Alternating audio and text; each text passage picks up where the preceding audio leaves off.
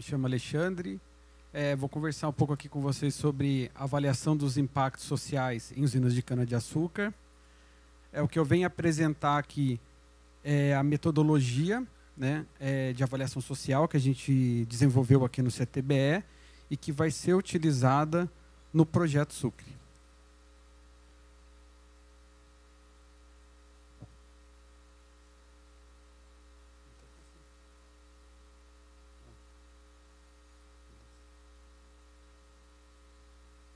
Bom, então, inicialmente falar um pouco sobre a avaliação social.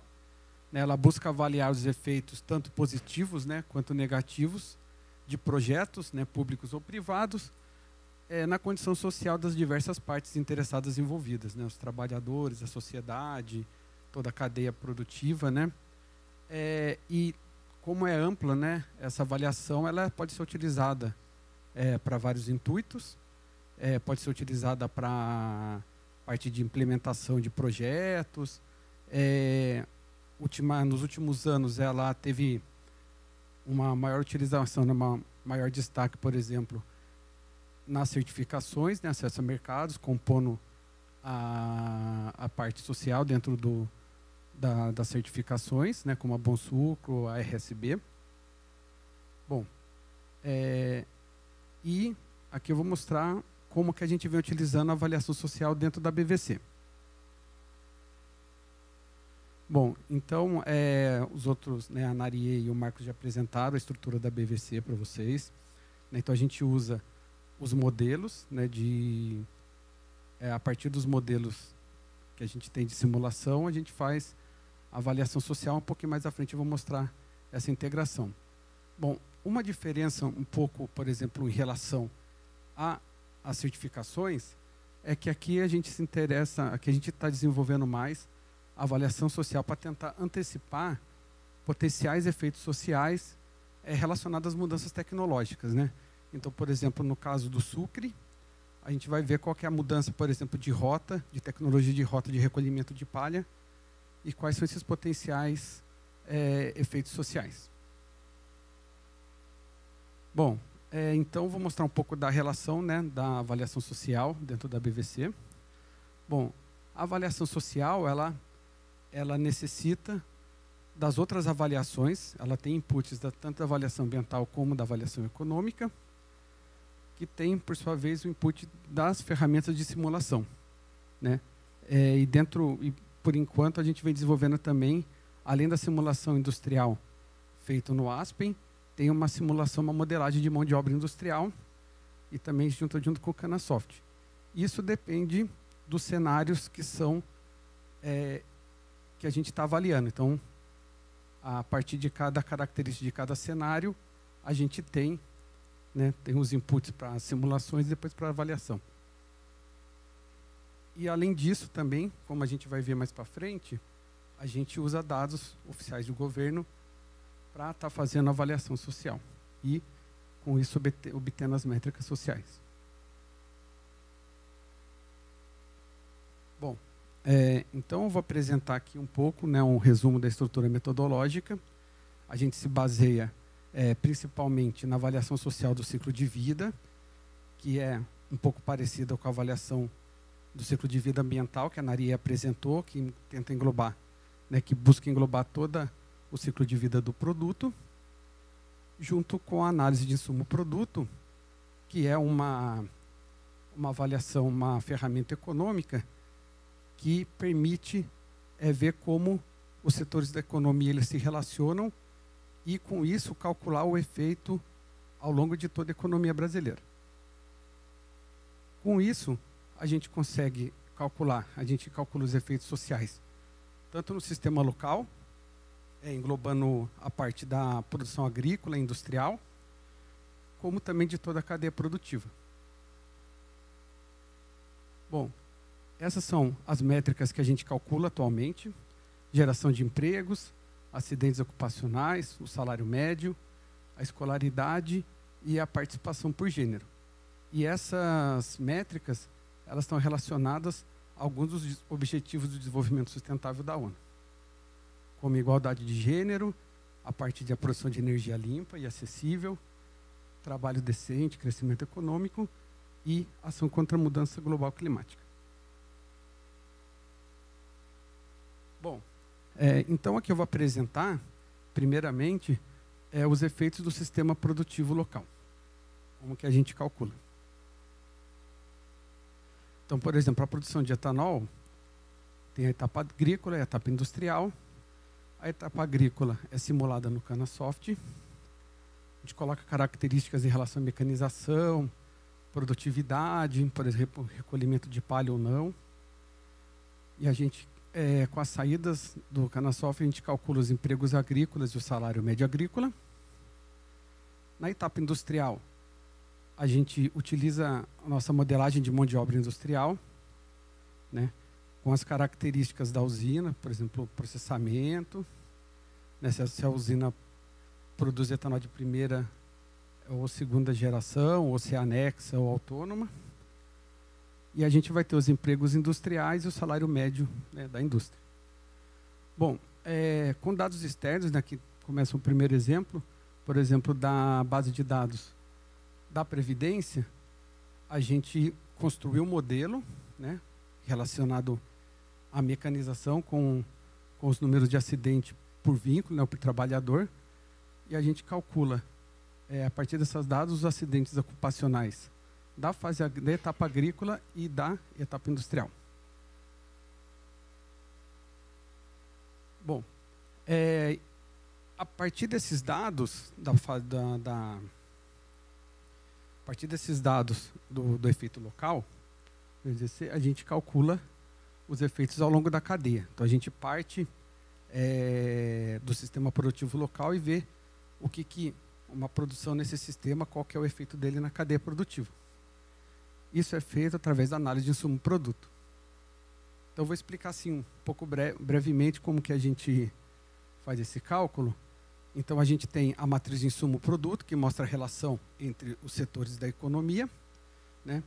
E a partir desse modelo, né, dessa matriz de insumo-produto, a gente vai simular uma demanda monetária de um determinado produto. Então, por exemplo, para eu produzir R$1 milhão em etanol, né, o que essa produção vai ocasionar na cadeia produtiva, né, na matriz econômica brasileira. Então, o primeiro resultado é essa atividade econômica, né, que é o quanto cada setor vai ser ativado. Por exemplo, para produzir 1 bilhão de etanol, vou precisar de 400 mil do setor de borracha, por exemplo. Então, isso para cada setor. A partir desse resultado, eu também posso, a gente pega o vetor de emprego do IBGE e calcula o número de empregos que são acionados a partir dessa demanda de 1 bilhão de etanol. E a gente também construiu outros vetores relacionados às nossas métricas, né, de acidentes, salário, gênero, né, educação, utilizando as métricas que a gente já calculou para os nossos cenários, né, dos cenários do sistema local, com dados do RAIS do CAGED, do Ministério do Trabalho, e com dados também do Evidência Social. Então, a partir desses dados, a gente calcula o perfil dos trabalhadores, né? Então, a questão dos empregos, acidentes ocupacionais, salários, escolaridade e gênero, relacionados àquela demanda inicial que a gente estipulou. Bom, então essa é a ferramenta. Então, vou mostrar o potencial que ela tem, né, mostrando alguns resultados que a gente tem dos trabalhos que já foram realizados aqui no CTBE. Então, esse estudo de caso que eu apresento é uma comparação, né, de produção de etanol, considerando um sistema com... A principal característica, né, é a colheita manual com queima, né, não recolhe palha, e a produção de etanol de primeira geração seria o cenário G base. O outro cenário seria um G avançado, né, com plantio e colheita mecanizado, recolhimento de palha, né, por fardo de 50%, produção de etanol e eletricidade. E aqui um cenário mostrando a produção do etanol de segunda geração. E também com 50% de recolhimento de fardos. O que a gente procurou ver seria qual era o efeito da mudança tecnológica, tanto na colheita, né, do manual para o mecanizado, quanto do etanol de primeira para a segunda geração.